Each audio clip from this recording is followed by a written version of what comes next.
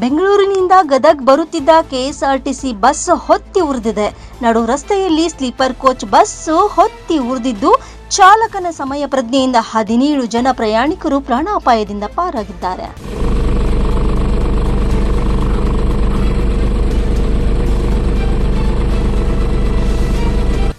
ಹಾವೇರಿ ಜಿಲ್ಲೆಯ ರಾಣೆಬೆನ್ನೂರು ತಾಲೂಕಿನ ದೇವರಗುಡ್ಡದ ಬಳಿ ಈ ದುರಂತ ಸಂಭವಿಸಿದೆ.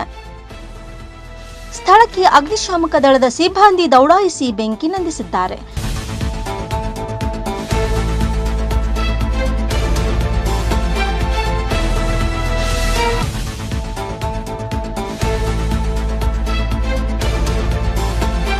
ಸಮಯ ಪ್ರಜ್ಞೆ ಮೆರೆದ ಚಾಲಕನ ಕಾರ್ಯಕ್ಕೆ ಎಲ್ಲೆಡೆ ಮೆಚ್ಚುಗೆ ವ್ಯಕ್ತವಾಗ್ತಾ ಇದೆ.